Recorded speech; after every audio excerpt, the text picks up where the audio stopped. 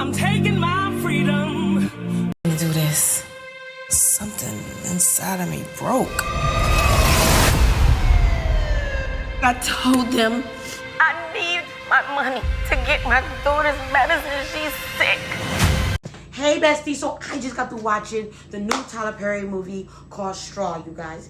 And when I tell you this movie is a tear jerker, when I tell you this movie have a lot of twists and turns, and anything that you think is going to happen is not going to happen.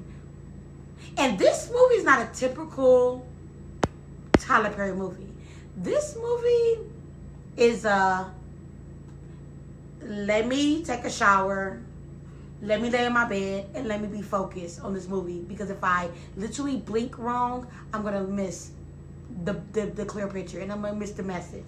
Y'all, when I tell you, watch the movie and put in the comments how you felt about the movie. Definitely recommend. Hey, you guys, and welcome back to my channel. Woo! I know I'm over here looking like Rudolph the Red-Nosed Reindeer, as Ramaya just told me, because, baby, I just got through watching the movie Straw. Now, the movie Straw just aired today, y'all. If y'all have not watched it, I recommend you to watch it. And it's crazy, because I know I heard a lot of crazy things about, oh my God, Tyler Perry's always making movies about sad, black, angry women. This movie ain't it. This movie ain't it about no angry black woman. This movie ain't it. But before we get into the movie, make sure y'all like, comment, subscribe to this video. Make sure you tell a friend and tell a friend to like, comment, subscribe to this video, but also watch Straw. Now, shout out to Netflix if y'all were like, where do I watch this movie at? Netflix. Netflix and Tyler Perry done teamed up and aired Straw. Now, if you are a Cookie fan, aka Taraji P. Henson fan, you want to watch this movie. Not only does it have Taraji P. Henson, it also has Carrie Underwood. It also has Tiana Taylor.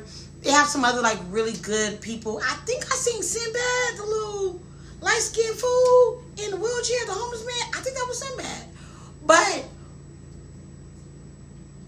like when I tell you, I just got to watching it, and I literally was like, I got to. Okay, let's get into the movie.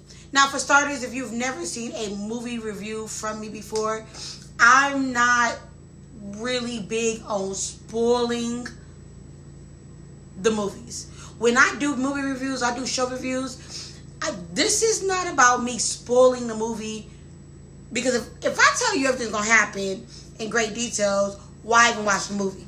Think about it. I don't like when I watch movie reviews and literally they're telling me the beginning, the end, the middle, the plot, everything.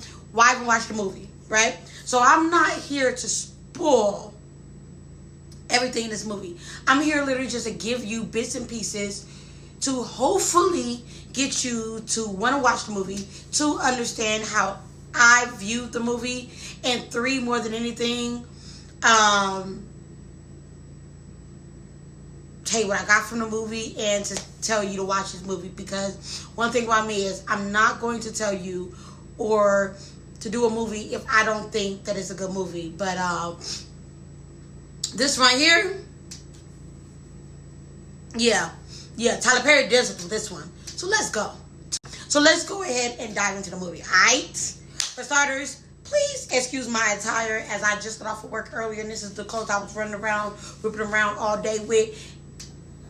Laid across from my bed, locked into the TV, finished watching the movie, tuning into y'all. So accept me for what I is. Alright, bestie. So the beginning of the movie literally shows where Taraji P. Henson is laying in bed with her daughter. You could tell that the house is a mess. You could tell that, you know, the neighbors is, you could tell that she ain't living the way she should be living. Okay? So the daughter has to go to school, so she gets the daughter ready for school. She walks out the door. The landlord telling her, like, hey, if you don't pay your rent, just like we did Craig and Dede, we're going to evict you, right? So she telling the landlord, like, don't worry about it. I got it. I get paid today. I got you. She drives up to her daughter's school. She drops the daughter off at school. When she dropped the daughter off at school, she goes to work. As she goes to work, she works at like a grocery store or whatever. She goes to work, it's a long line or whatever. She goes there. The boss is instantly giving her just, you know, when you try to go to work and try to mind your business and you prayed about not cussing nobody out in the car, and then you go in and then the boss literally is choo-choo in your butt up as soon as you walk in, and you trying to pray to God not to go crazy. One of those. So anyways, she walks over to the register. She does what she needs to do. She gets a phone call that says, hey, you got to go handle your daughter. Now, if you're a single mother like myself, you know what it feels like to get that phone call that's and you, whether you busy, you at work, no matter whatever you're doing. When you get that phone call from your job, from your kid's school that says, you need to be here, your daughter needs you, your daughter is sick, whatever, your kid, son, whatever is sick, you get there. Period. And you try your best to make whoever you're telling this to understand that I got to get to my kid. Pure point blank. Even if that means losing my job. So she's explaining to her boss, I got to go. The boss is giving her hell, like, I bet you got 20 minutes to do what you need to do. Now, we're going to rewind a little bit. When her and her daughter was in the car, her daughter was explaining to her that the kids make fun of her because she eats like the free lunch. She don't really eat the good lunch. And that she needed $40 so that way she can go ahead and pay for the good lunch. So her mother was very adamant about trying to get some money to make sure she take care of her daughter. Follow me. So she rushes out the school. I said school. She rushes out the job. She beasting it to school, right? But before that, she makes a stop at the bank across the street. When she goes to the bank across the street, she's trying to pull some money out. But her account, you ever literally had a bank where your account is like overdrawn and you got to keep an X amount of money into the account and they won't let you take nothing out? So apparently she had like $47 in her bank account. She tried to take out the 40, but they wouldn't let her take out the 40 because they would have closed her account if it was below the amount, whatever.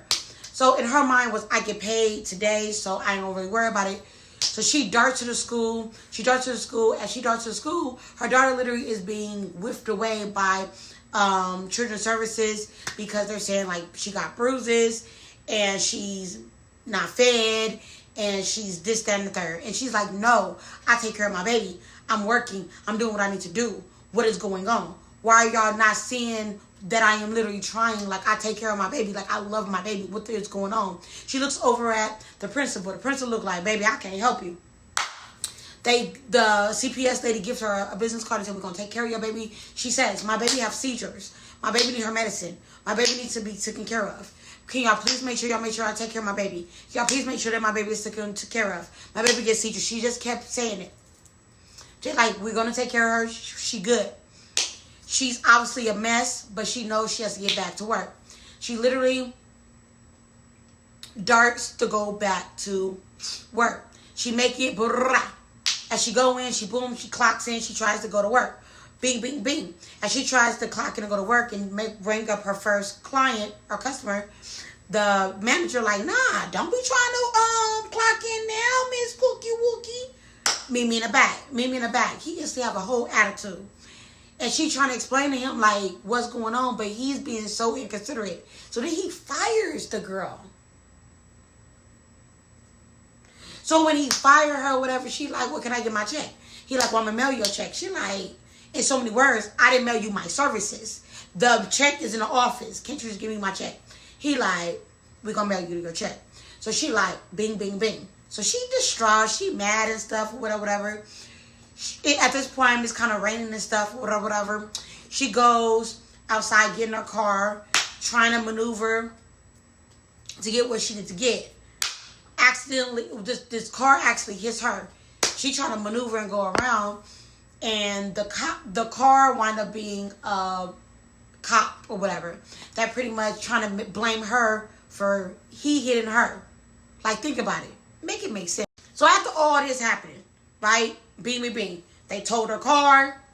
The cop done threatened her. She's scared for her safety. They done took her baby. She got fired from her job. She's scared of an eviction. You been there. You know what it feels like. Now, mind you, I'm talking to the single parents, or if you're raised from a single parent, you know what that feels like when you got your back up against the wall, when you are struggling, when you're trying to do everything in your power to make sure your kids are good, and you're like you can't catch a break. It's like you can't fucking catch a break. Excuse my language. So she now walking down the street, thinking like, let me go to the house, let me go unwind, let me figure this out. As she walking up, all her clothes, all her baby clothes, all her baby medication thrown on the front lawn. And the landlord like, you better got your stuff. You didn't get your stuff. The only thing she can see is a clear backpack and a couple items. She picks up the clear backpack. She started putting the clear items in there. Remind talking about something she should have grabbed the basket, which was smart. But she got what she can get, right? She got the little see-through black backpack, put a couple things in there, whatever, bing. So she decided to go back to the job, thinking like maybe, since some time had went by, maybe the boss would consider giving her a check. Goes bing. Now something goes wrong. Now I don't really want to tell you what goes terribly wrong, but something goes wrong. When this thing goes wrong, it literally sets her off. Because all she want was her check. And now you know, you don't play with nobody money. Period. You don't play with nobody money. And then after you having a crazy day, at this point, it's like, you fired me. Just give me my money at this point. Let me go. You'll never see me again. Just give me my money. And literally, the boss dude was just being that type of dude. Bing, plot twist. Something happens. Not gonna tell you. Gotta watch the movie. So it literally throws her on edge. At this point, she's only still thinking about her daughter. She only got her daughter in her mind. Even after what just happened, only got her daughter in her mind. Boom, she goes to the bank. She goes to the to the checkout line or whatever to cash this check. She goes to go cash the check, and boom, everything that happens after that, she don't even realize it's happening. Have you ever had like an out-of-body experience where things in your life is so bad? She's numb. She literally is not herself. She's not feeling like herself. It's like the world is happening around her, but she can only literally see clearly in what is going on in her mind. Like she's waving a Glock around the whole time, and I think that she thinks the Glock is her fingers, because it's like she pointing with it, tapping with it. Like she ain't really in tune with what is really going on for real. Okay? So the attendant lady, Tessa, thinks she robbing the bank. So Tessa's like, I bet. Take all the money. Go. Be free. Take the money. Rob us. She's like, I don't want to rob you. My check is $512 and some cents. Give me that so I can go. I got to take care of my daughter. They still trying to give her all the money. She confused. Like, I asked you just to give me what I need. Tess hits the alarm. Cops are called. The office manager comes. There's something in the bag that symbolizes a bomb or whatever. So now everybody outside trying to figure it out. Now, Tiana Taylor, she's a cop. Instantly, as she's going to the crime scene, just different parts of the backtrack of the woman's life, she realized that, like, this shit ain't adding up. I don't think this woman is literally just out there intentionally trying to do what y'all saying she did. And so she literally becomes like the negotiator, trying to help her out. Oh, girl is like really being sympathetic. They're like trying to figure things out. Everything is good. The office manager literally tells her, you know, just trying to be relatable, trying to be very sympathetic with what the lady is doing. Like the hostages, she ain't really even treating them like hostages for real. She literally, because she's having an out-of-body experience, she's not doing what you think she's doing. She literally just want to make sure her daughter get that $40 and that she can get her baby. That's it. She don't want her baby in foster care and, you know, going into the system. So she asks the boss, the lady that worked there, like, hey, can you come see me? Can you make sure my baby is good? The office manager done got a sweet spot for her and like, bet I got you. You know, I'm a tune in with you. I'm gonna make sure your baby good. Don't worry about it. I'm locked in with you. I understand what you're going through. I'm sorry that you're going through. I feel bad because you're having a really bad day. I get that. Now, I don't really want to tell you guys, like I said, I'm not a spoiler. I'm not going to sit there and tell you guys exactly what happens at the end. Because I really want you guys to watch the movie. I'll probably do an updated of this where I'm revealing the end in another video, whatever, because I think it's only fair that you guys get a chance to watch this. The whole time, all this woman wanted to do was to make sure that her daughter was good. All she wanted to do was just make sure that she worked her butt off and barely get, you know, ends meet every single month just for her kid. And for me, I started to get like kind of emotional about it because I don't care if I'm making a lot of money. I don't care if I'm barely making it.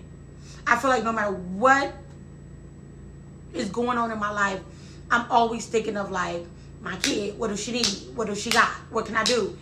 Like, me being a single mother is hard, right? Because I feel like enough is never enough. And if you understand what I'm saying, you understand what I'm saying. It's literally hard to raise your kid and be 100% present in your kid and still try to manage things and still have all these things going in your head and still hiding how you're feeling and what you're going through from your kid, from the world, from yourself, from your family, and literally trying to internalize and try to be the best person you can be. Even like for me, I remember like when I was younger, my mother legit was struggling. I remember when we was older, my mother was like, do you know we were struggling? I didn't know we were struggling because my mother struggled very well. And I remember there were nights and there were moments and there was times where we lacked, you know, in different areas and, you know, here and there. And I didn't even know as a kid that we were struggling because on the outside, everything looked like it was good. Everything looked like she had it together. But I feel like as a parent, that's our job. Our job is to have it together. Our job is to go the extra mile for our children. Our job is to lack sometimes to make sure our children have it. And I feel like this was just like a movie that symbolizes a woman who is doing everything she knew how and was solely focused on nothing but her child and to make sure her child literally get what she needs to get by all means necessary, barely getting by every single month to make sure that they can make it and see another day. So like I said, if you was raised by a single mother, if you are a single mother, you're a single father, I don't care how much money you got in the bank. I don't care how well you think your life is. I feel like even celebrities probably feel like this. Like you can literally never give your child enough. And it's nothing more than anything is like when you try to give them enough and it's still not enough. Towards the end of this movie, where the big plot twist happens is where the tearjerker happens, because if you ever gone through something traumatic in your life, we have this thing, like I said before, called out-of-body experience, where it's called denial, where we find ourselves doing things and not realize that we're doing it. We find ourselves not understanding what is going on and in reacting on it in ways that maybe we shouldn't. Being ultimately emotionally drained from the world and be laser focused on it so much that you cannot see what's right and left, and you can only be tunnel vision on that one thing. That's kind of how I felt like when my father passed away. I felt so tunnel vision that there was days that I didn't even realize that it was whatever day it was, because I was so disconnected and I was so tunnel vision on whatever I was thinking at that moment that I literally couldn't tell you what day it was, what month it was, if I ate that day, if I took a bath that day. And so I know it's like it was like definitely relatable. The thing I don't understand about the movie is why it was called Straw. And that was the one thing I was trying to figure out. Like, okay, you know, when you name a movie a title, there's some type of relatability or, you know, or something. I don't understand why it's called Straw. If I had to guess, it would be that sometimes at random, things happen to you and you literally just have to make it do what it do. I definitely recommend that you watch this movie. I definitely recommend that you recommend that someone else watch this movie.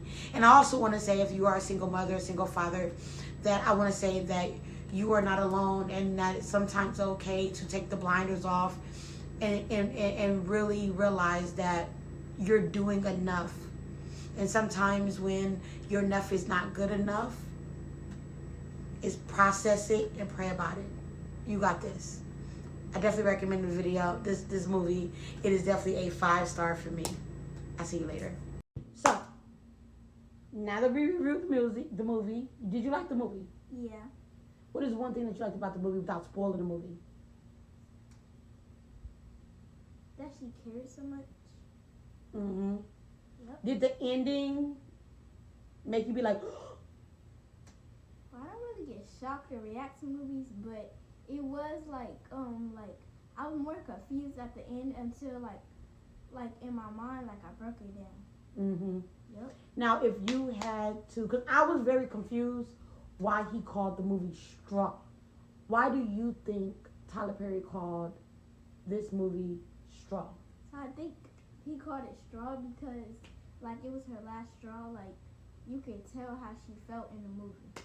Like she was stressed out, so it was her last straw. I like that. That was deep. You heard it from Amaya that, and I give it to you. It was her last straw. She literally worked her butt off. And it was like she was at the end. And all she wanted to do was make sure her kid was good. Do you ever feel like there's times where I am at my last straw? Once in a blue moon. Not once in a blue moon, but like I can tell. Yeah. It's definitely hard, literally, as a mom, sometimes like giving your child everything and like putting your needs before us. Sometimes I ain't gonna lie to you, I'm so tunnel vision on just what you want, what you need, and what I gotta do for you that literally sometimes, as you know, sometimes I zone out. Like you did today, you put your stuff back. I do. I did put my stuff back. And I told you not to. Because when you're a mother or when you're a father, I feel like we are super tunnel vision on what our kid need and what we need to do for them. And so I'm happy that I was able to watch the movie with you, and I'm happy that you was able to, I know I be crying on movies and stuff. I know this. I mean, it wasn't like loud. Like I didn't really notice. It was a subtle cry, but it definitely was definitely worth a watch. From a scale of 1 to 5, how would you rate this movie? 5. 5. Yeah. Tyler Perry, you definitely did your big one on this one. I'm happy that you guys were able to tune into this video.